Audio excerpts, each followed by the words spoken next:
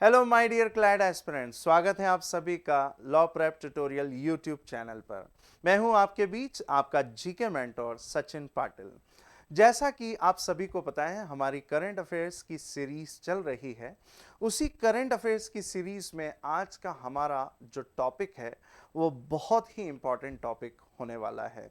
जैसा कि आपको आज स्क्रीन पर दिख रहा है कि नासा जो है एक ऐसे मिशन पर काम कर रहा है जिसका नाम है आर्टेमिस मिशन। ठीक है, हाँ बिल्कुल आपने सही सुना। मैं किस मिशन के बारे में बात कर रहा हूं, बिल्कुल उसी तरीके से जैसे इसरो काम कर रहा है चंद्रयान 3 मिशन पर। यानी इसका मतलब ये समझ में आता है कि आर्टेमिस मिशन जो है नासा का, वो मून पर जाने वाला मिशन है। और आर्टेमिस का ये जो प्रोग्राम है, ये जो मिशन है, वो नासा का सबसे बड़ा प्रोग्राम आपको देखने को मिलेगा, क्योंकि ये 3 स्टेजेस में जाने वाला प्रोग्राम है, मिशन है, जिसको आर्टेमिस नाम दिया है। आर्टेमिस क्यों नाम दिया है इसको हम आगे समझेंगे। अपोलो क्या होता है, अपोलो के बारे में हम जानेंगे, और चंद्रयान मिशन क्या है इसके बारे में हम पूरे तरीके से आज की सीरीज के अंदर एनालिसिस करेंगे। तो बने रहिए मेरे साथ क्लास के अंत तक, आपको बहुत सारे क्वेश्चंस के आंसर्स आज जानने को मिलने वाले हैं। तो शुरू करते हैं आज का हमारा टॉपिक, आर्टेमिस मिशन। तो आपको देखने को मिल रहा होगा नासा जो है आर्टेमिस मिशन को लॉन्च कर रहा है। आर्टेमिस मिशन के बारे में हम देखें तो ये ज्वाइंट वेंचर मिशन है। नासा अकेले इस मिशन के ऊपर काम नहीं कर रहा है। नासा के साथ में और भी ऐसी स्पेस एजेंसी हैं जो मिल रही हैं नासा के साथ और आर्टेमिस प्रोग्राम को लेकर के काम कर रही हैं। वो एजेंसी कौन कौन सी, वो हम सब देखेंगे। आर्टेमिस प्रोग्राम मिशन जो है ये 2017 में स्टार्ट हुआ ये प्रोग्राम है।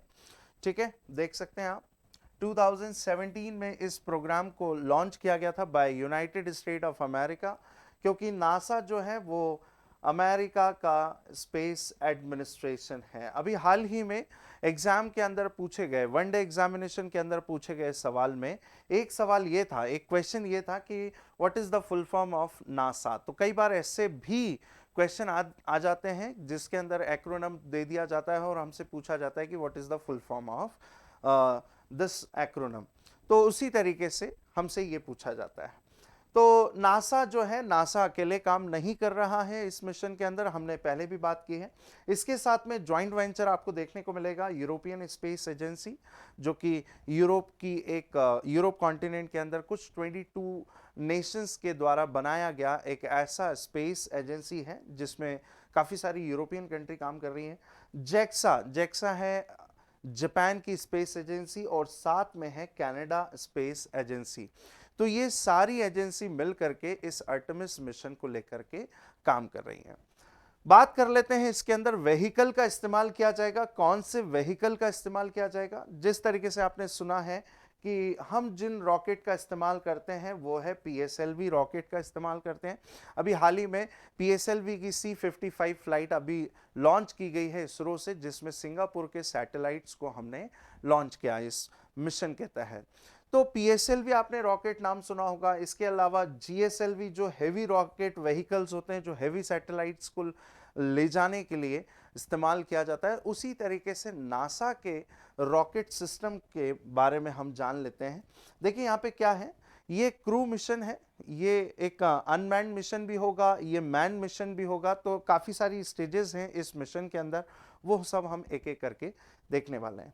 तो देखिए यहाँ पे क्या लिखा हुआ है, ओरियन स्टारशिप HLS जो ल्यूनर गेटवे मिशन जो प्लान है, इसको कौन से रॉकेट से लॉन्च किया जाएगा, तो SLS रॉकेट सिस्टम से लॉन्च किया जाएगा, जो कि नासा का रॉकेट सिस्टम है, जिसको SLS ब्लॉक 1 के नाम से जाना जाएगा। ठीक है, ब्लॉक 1। अब ये SLS क्या है, तो स्पेस लॉन्च सिस्टम कहा जाता है इसे।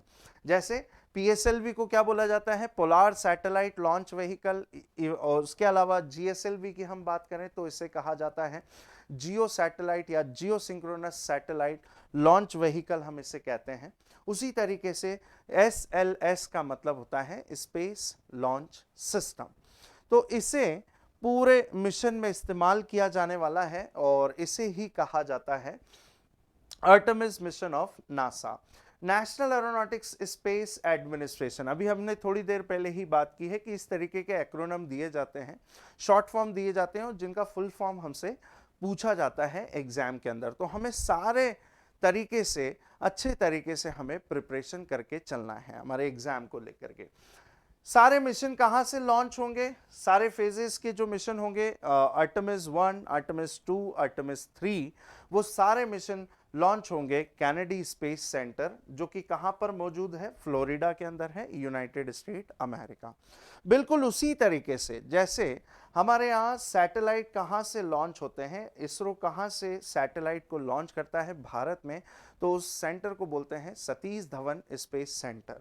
सतीश धवन स्पेस सेंटर कहां पर लोकेटेड है भारत के अंदर, तो श्रीहरिकोटा में ये लोकेटेड है। और श्रीहरिकोटा कहां पर आता है, तो आंध्र प्रदेश के अंदर आपको देखने को मिलेगा। मतलब भारत में जो हमारे लॉन्च पैड 1 और लॉन्च पैड 2 हैं, वो लोकेटेड हैं आंध्र प्रदेश श्रीहरिकोटा के अंदर।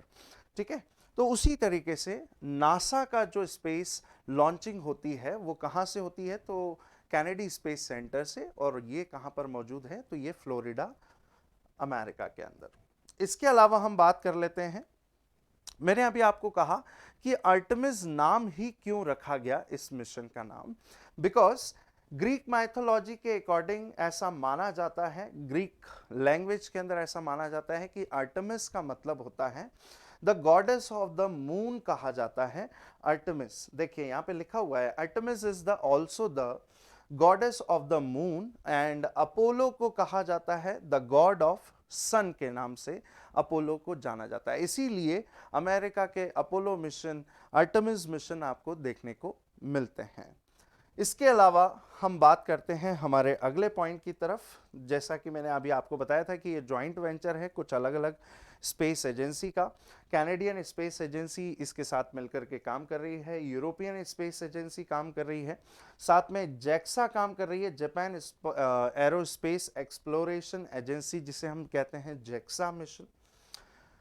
इसके अलावा हम बात करते हैं हमारे पहले मिशन के बारे में, जिसका नाम है आर्टेमिस 1। इस मिशन को अमेरिका ने लॉन्च कर दिया है और ये मिशन जो है वो 3 फेज में आपको देखने को मिलेगा। नंबर 1 है आर्टेमिस 1, इसके बाद आएगा आर्टेमिस 2 एंड आर्टेमिस 3। तो आर्टेमिस मिशन को कब लॉन्च किया गया है, तो मैं यहां पे मेंशन कर देता हूं, 16 नवंबर 2022 में इस मिशन को नासा ने लॉन्च किया था। किस रॉकेट से लॉन्च किया था, अभी हम लोगों ने थोड़ी देर पहले ही देखा है, SLS और ब्लॉक 1 से इसे लॉन्च किया गया है। कहां से इसको लॉन्च किया गया है, तो कैनेडी से लॉन्च किया है, यह भी हमने अभी थोड़ी देर पहले ही लास्ट पीपीटी के अंदर हमने समझा। अब ये मिशन क्या है, आर्टेमिस 1 मिशन क्या है, और सबसे पहली बात, ये अमेरिका ही नहीं, वर्ल्ड के ऐसे बहुत सारे कंट्रीज जो स्पेस प्रोग्राम में महारत हासिल करके बैठे हुए हैं, जैसे चाइना, जैसे इंडिया, जैसे Russia, Japan, European space agency, Canadian space agency, NASA की हम बात करें तो ऐसे बहुत सारी कंट्रीज हैं जिनके बड़े बड़े स्पेस प्रोग्राम चल रहे हैं। तो ये खास करके किस मिशन को लेकर के है, जो सभी लोग काम कर रहे हैं मिलकर के। जैसे मैंने आपको बताया कि चंद्रयान मिशन के तहत या ल्यूनर मिशन जो इंडिया की तरफ से लॉन्च हो रहा है, तो ऐसा क्या मून मिशन में है जिसको लेकर के सभी देश इतना बेसब्री तरीके से काम कर रहे हैं, बहुत जबरदस्त तरीके से काम कर रहे हैं, कंट्रीब्यूट होकर के काम कर रहे हैं, कोलैबोरेशन के साथ में काम कर रहे हैं। तो ल्यूनर साउथ पोल पर जाना सभी का मिशन बन चुका है, बिकॉज क्योंकि इससे पहले जो ल्यूनर ऑर्बिटर में जो मिशन लॉन्च किए गए थे अलग अलग स्पेस एजेंसी के थ्रू, तो वहां पे कुछ ऐसे प्रूफ हमें देखने को मिले हैं साउथ पोल के अंदर, मून के साउथ पोल में ऐसे कुछ हमें प्रूफ मिले हैं, जहां पर पहला प्रूफ हमें देखने को मिला है कि वाटर रिजर्वायर मून के साउथ पोल में देखा गया है। साथ में बहुत सारे ऐसे मिनरल्स हैं जो वहां पे देखे गए हैं, जिसकी वजह से ये सारे मिशंस जो हैं अलग अलग देश के द्वारा लॉन्च किए जा रहे हैं। जैसे हमने भी 2008 में चंद्रयान 1 मिशन को लॉन्च किया था, जो कि ऑर्बिटल मिशन था, सक्सेसफुल मिशन था ये। फिर उसके बाद 2019 में चंद्रयान 2 मिशन, जो हम वहां पर लैंड कराने वाले थे, लेकिन इसको कहा जाएगा कि ये हाफ सक्सेस मिशन था, हाफ फेलियर मिशन था। अब ये फेलियर क्यों है? क्योंकि जो चीज वहां पे लैंड करने वाली थी, जिसका नाम था lander and rover, Vikram and Pragyan नाम से, हम ये दो प्रोजेक्ट को हम वहां पे पहुंचाने वाले थे साउथ पोल मिशन में। लेकिन क्या हुआ कि ये आखिरी मोमेंट पे हमसे डिस्कनेक्ट हो गया और मिशन फेलियर माना जाता है। ठीक, हाफ सक्सेस इसलिए बोला जाता है क्योंकि जो सैटेलाइट था, ऑर्बिटल जो मिशन था, वो आज भी काम कर रहा है। तो इसीलिए इसको इसरो का पूरा फेलियर नहीं माना जाएगा। इसीलिए भारत सरकार की तरफ से चंद्रयान 3 मिशन को लेकर के बजट को सैंक्शन किया गया और इसरो इस चीज को लेकर के बहुत तेजी से काम कर रहा है, जो कि बहुत जल्द लॉन्च होने वाला है 2023। तो आर्टेमिस 1 के बारे में बात करें। आर्टेमिस जो 1 है, आर्टेमिस मिशन 1 जो है नासा का, वो किस तरीके से काम करने वाला है। तो पहली बात तो मैं आपको बता दूं ये कैसा मिशन है। ये अनमैन्ड मिशन आपको देखने को मिलेगा, जो कि इसके अंदर पहुंचाया गया है। और अनमैन्ड इसलिए क्योंकि अगली जो फ्लाइट होगी आर्टेमिस 2 एंड आर्टेमिस 3 के अंदर, उसमें 4 क्रू एस्ट्रोनॉट्स मेंबर्स मिशन का इस्तेमाल किया जाएगा, जिसमें एस्ट्रोनॉट्स भी मून के ऊपर जाएंगे। लेकिन यह पहला ऐसा मिशन था आर्टेमिस 1 जिसमें खाली फ्लाइट जो है हमने लॉन्च की, नासा के द्वारा लॉन्च की गई और इसे चेक किया गया। 14 डेज का ये ड्यूरेशन मिशन था जिसके लिए लॉन्च किया गया। 14 डेज ये वहां पर चक्कर लगा करके वापस से अर्थ पर ये आ गया। तो ये है आर्टेमिस 1 मिशन, जिसके बारे में आप लोगों को जानकारी लगी। अब ये कैसे गया, देखिए ये है अमेरिका, इसे यहां से लॉन्च किया गया ऑन 16 नवंबर 2022 और इसे जब लॉन्च किया गया लास्ट ईयर, तो देखिए ये अर्थ का एक चक्कर लगा करके ये कहां पे गया, इस तरीके से ये मून के चारों तरफ राउंड लगा करके ये वापस से ये कहां पर आ गया, ये वापस से अर्थ पर आ गया। तो ये 14 डेज का कुछ ऐसा अनमैन्ड मिशन था जिसको आर्टेमिस 1 मिशन के तहत लॉन्च किया गया था। अब हम बात कर लेते हैं इसके सेकंड प्रोजेक्ट की तरफ, जिसको नाम दिया है आर्टेमिस 2। अब ये आर्टेमिस 2 मिशन जो है, इसे कब लॉन्च किया जाएगा, इसके बारे में कुछ इंफॉर्मेशन हम देख लेते हैं। एक और चीज मुझे आपको बताना है, वो ये है कि आर्टेमिस 1 मिशन को एक और नाम से भी जाना जाएगा, इसे EM1 भी कहा जाता है। यानी आर्टेमिस 1 मिशन को एक्सप्लोरेशन मिशन 1 के नाम से भी जाना जाता है, यानी EM1 यानी एक्सप्लोरेशन मिशन 1 के बारे में बात हो रही है। नेक्स्ट हम बात कर लेते हैं एक्सप्लोरेशन मिशन 2 या फिर आर्टेमिस 2। इसके कुछ स्टैटिक पॉइंट को देख लीजिए। जैसा कि मैंने अभी आपको बताया, EM मतलब एक्सप्लोरेशन मिशन।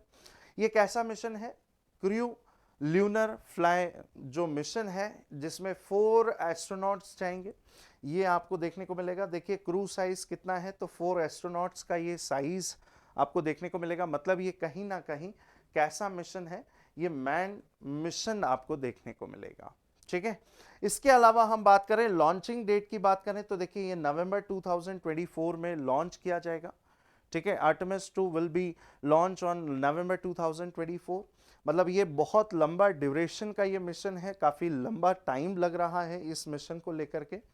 और ऐसा माना जा रहा है, यहाँ पे 10 डेज यहाँ पे प्लान दिया गया है, लेकिन अभी रिसेंटली ऐसा बताया गया नासा के द्वारा कि ये लगभग कुछ 21 डेज का ये मिशन होगा। और ये मिशन कैसे काम करेगा वो हम समझने वाले हैं अभी पिक्चर के थ्रू। ये वो 4 एस्ट्रोनॉट्स हैं जो नासा से इस फ्लाइट में बैठ करके मून के चारों तरफ राउंड लगा करके ये वापस आएंगे। अब आप लोगों के दिमाग में आ रहा होगा कि अभी तो सर आप लैंड कराने की बात कर रहे थे, ये चारों तरफ चक्कर लगा करके आएगा, ये क्या है? अभी हम मांजरा पूरा समझेंगे। तो देखिए यहाँ पे 4 एस्ट्रोनॉट्स हैं और चारों के नाम मेंशन्ड हैं, इनको भी हम समझेंगे। देखिए पहला नाम है Reid Wiseman, second one is Victor Glover, third ये एक फीमेल एस्ट्रोनॉट है जो कि इस क्रू मिशन के अंदर एक सिंगल फीमेल एस्ट्रोनॉट आपको देखने को मिलेंगी, जिनका नाम है Christina Koch. And fourth one is Jeremy Hansen. देखिए वापस कहां से कौन से रॉकेट से इसे लॉन्च किया जाएगा, तो SLS ब्लॉक 1। और कहां से लॉन्चिंग होगी, तो Kennedy space centre Florida United state America से इसे लॉन्च किया जाएगा। तो इस तरीके से आपको ये मिशन देखने को मिलेगा। अब आपको जो पिक्चर देखने को मिल रही है इसमें चारों एस्ट्रोनॉट्स आपको देखने को मिलेंगे।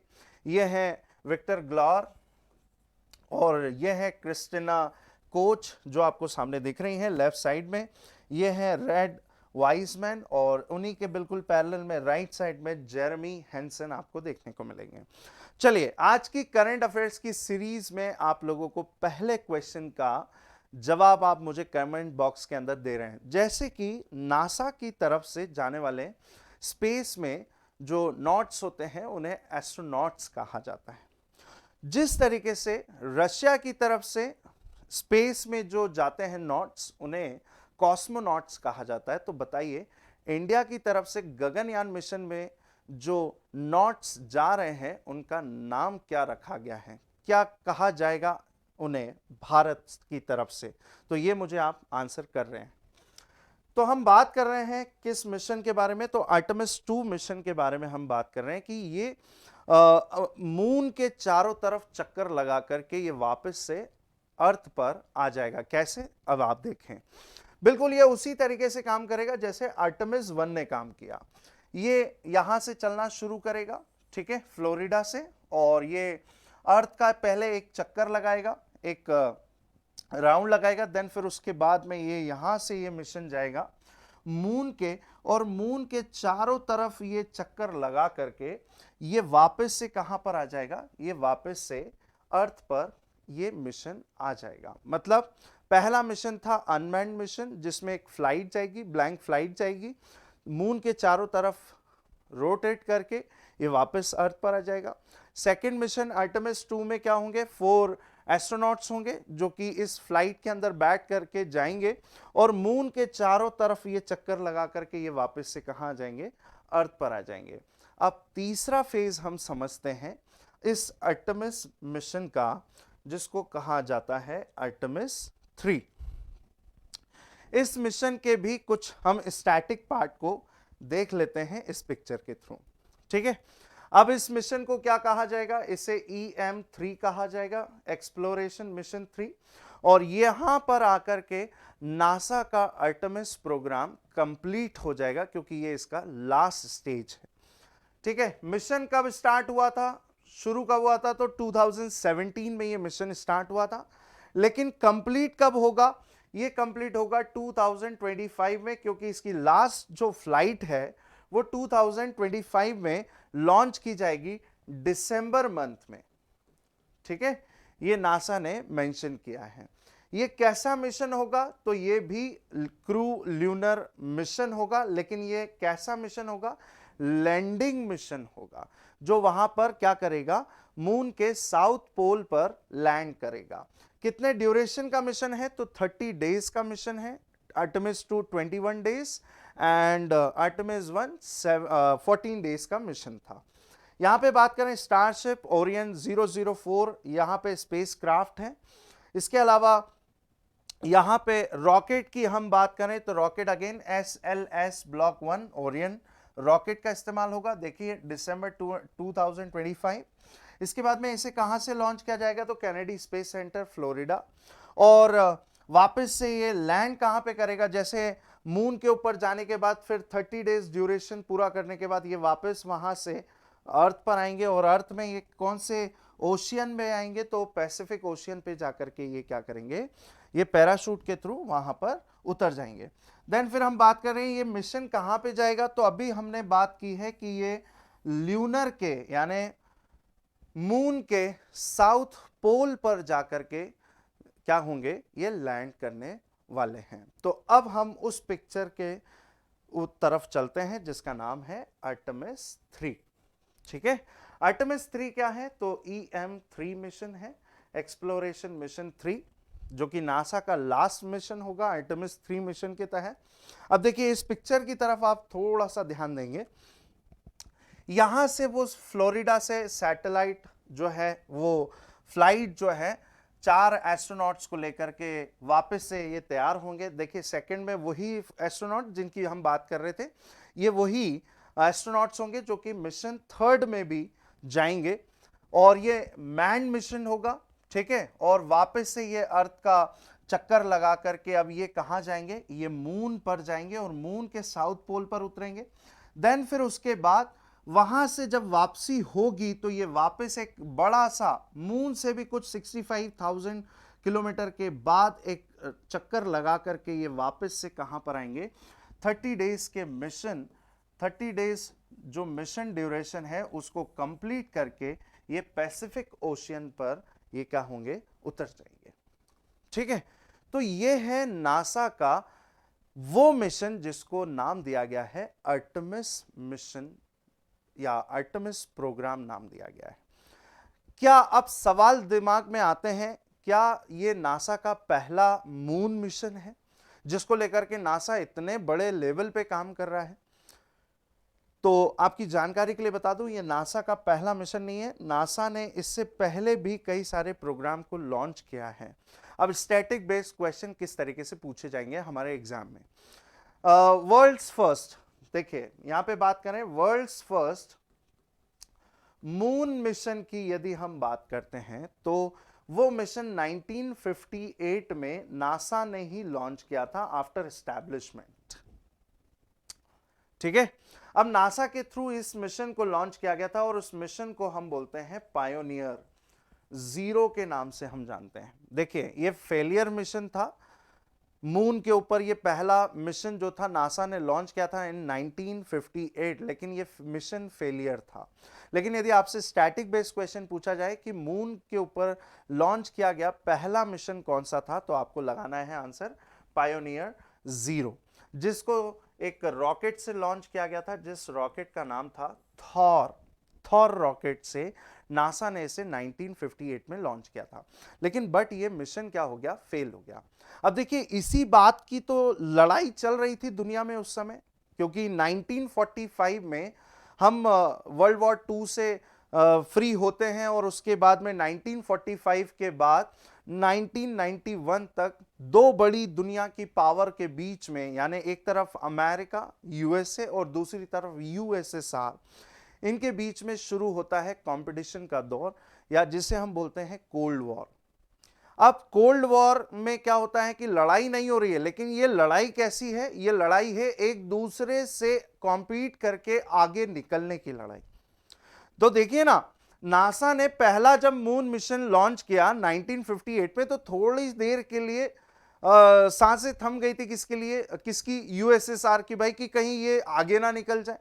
लेकिन क्या हुआ कि नासा का मिशन फेलियर हुआ तो रशिया ने ना बहुत एक बड़ी लंबी सांस ली, और लंबी सांस लेकर के यूएसएसआर ने मिशन शुरू किया मून पर। और देखिए 1959 after NASA mission, failure mission of NASA, 1959 में सोवियत यूनियन ने अपना पहला मिशन ऑन मून लॉन्च किया, और ये पहली बार में ही सक्सेस क्या हो गए, लॉन्च हो गए, जिसको बोला जाता है लूना 1 एंड लूना 2 मिशन, जिसको लूना रॉकेट से ही लॉन्च किया गया था। और इस कंपटीशन में यूएसएसआर आगे निकल जाता है। कोल्ड वॉर के टाइम पीरियड की ही मैं आपको ये सारी बातें बता रहा हूं। फिर नासा एक नया कदम और उठाता है मून के लिए। मतलब नासा का यह कहना है कि चलो तुमने ऑर्बिटल मिशन तो लॉन्च कर लिया है, लेकिन क्या आप ऐसी काबिलियत रखते हो कि ह्यूमन को मून के ऊपर आप वहां पे क्या कर सको, पहुंचा सको। तो नासा ने 1969 में, देखिए नेक्स्ट लाइन में वही लिखा है, 8 ईयर लेटर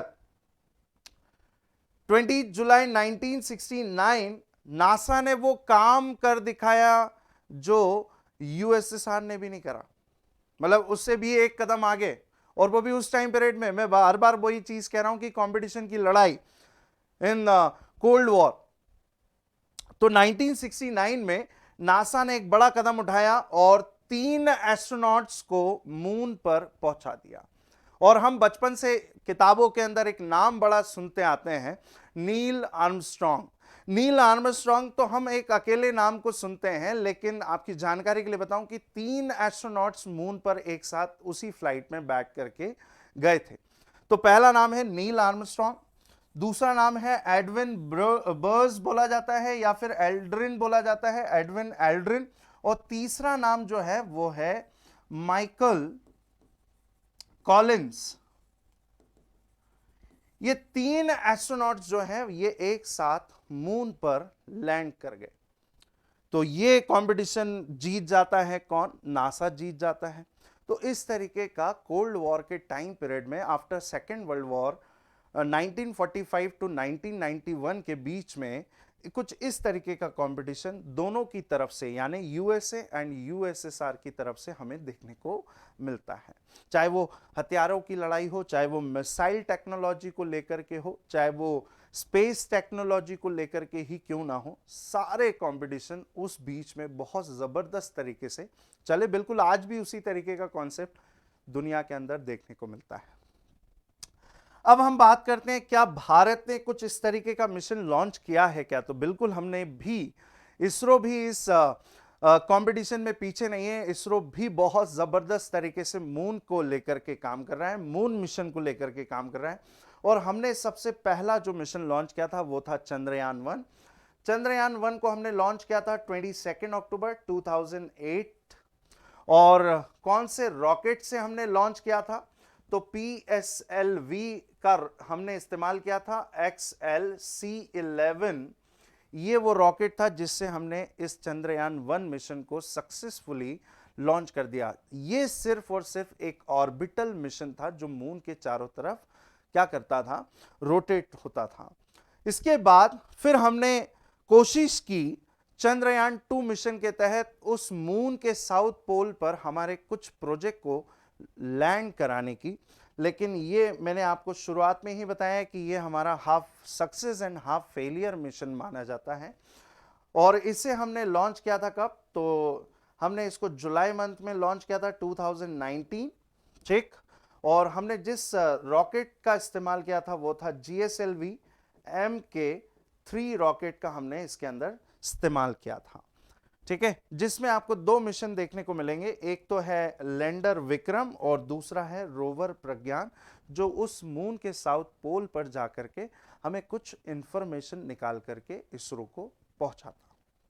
लेकिन अब हम बहुत ही बड़े लेवल पे काम कर रहे हैं। लॉन्चिंग डेट देखिए किस मिशन की बात कर रहे हैं, चंद्रयान 3, जो कि जून 2023 तक कोशिश है, लेकिन हो सकता है कि ये दिसंबर 2023 या फिर शुरुआत में 2024 के चंद्रयान 3 को लॉन्च किया जा सकता है। इसे लॉन्च किससे किया जाएगा? तो GSLV रॉकेट का इस्तेमाल किया जाएगा। Mk3 रॉकेट का हम इस्तेमाल करके इस चंद्रयान 3 मिशन को हम लॉन्च करने वाले हैं, ठीक है। अब मुझे आज की सीरीज के अंदर, करंट अफेयर्स सीरीज के अंदर, कमेंट बॉक्स के अंदर आज मुझे आप दूसरे क्वेश्चन का आंसर दे रहे हैं। चंद्रयान 3 मिशन जो है इसरो का, इसके प्रोजेक्ट डायरेक्टर कौन है, या आप मुझे कमेंट बॉक्स के अंदर आंसर कर रहे हैं। इसके बाद हम चलते हैं, ये देख सकते हैं हमारा चंद्रयान 1 एंड चंद्रयान 2 मिशन जिसको हमने लॉन्च किया था। इसके अलावा जो चीज हमसे इस एग्जाम के अंदर पूछी जाएगी वो है नासा के बारे में, क्योंकि ये नासा का मिशन है। तो नेशनल एरोनॉटिक्स स्पेस एडमिनिस्ट्रेशन, ए का मतलब हमेशा बच्चे क्या करते हैं, कंफ्यूज हो जाते हैं कि ए का मतलब हमेशा स्पेस एजेंसी हम पढ़ते आते हैं, तो हमारे माइंड में भी क्या होता है, स्पेस एजेंसी चल रहा होता है। लेकिन हम नासा के फुल फॉर्म की बात करें तो इस आखिरी ए का मतलब एजेंसी नहीं है, ये एक एडमिनिस्ट्रेशन है, ठीक है। तो नासा का ये जो मिशन है, नासा जो इस्टेब्लिश हुआ है वो 1958 में इस्टेब्लिश हुआ, ठीक, 29 जुलाई। और उससे पहले भी इन्होंने काम शुरू कर दिया था as a committee, national advisory committee for aeronautics, जो कि 1915 में इस्टेब्लिश हुई, लेकिन 1958 में इसको किस में कन्वर्ट कर दिया? नासा में इसे कन्वर्ट कर दिया। इसकी बात करें, हेडक्वार्टर की बात करें तो इसका हेडक्वार्टर आपको वॉशिंगटन DC के अंदर मिलेगा, जो कि अमेरिका की कैपिटल है। और इसके एडमिनिस्ट्रेटर की बात करें, जो इसे लीड कर रहे हैं, जो इसे रेगुलेट कर रहे हैं, उनका नाम है बिल नेल्सन। और डिप्यूटी एडमिनिस्ट्रेटर की बात करें तो पामेला मेलरॉय आपको देखने को मिलेंगी, जो कि नासा की क्या है, डिप्यूटी एडमिनिस्ट्रेटर है। तो उम्मीद करता हूं आज का सेशन आप लोगों को बहुत जबरदस्त तरीके से क्लियर हुआ हो। यह है नासा का आर्टेमिस प्रोग्राम, आर्टेमिस मिशन, जिससे रिलेवेंट आपसे क्वेश्चन एग्जाम में पूछे जाएंगे। तो आज की करंट अफेयर्स की सीरीज के अंदर इतना ही। Thank you everyone and have a nice day to all.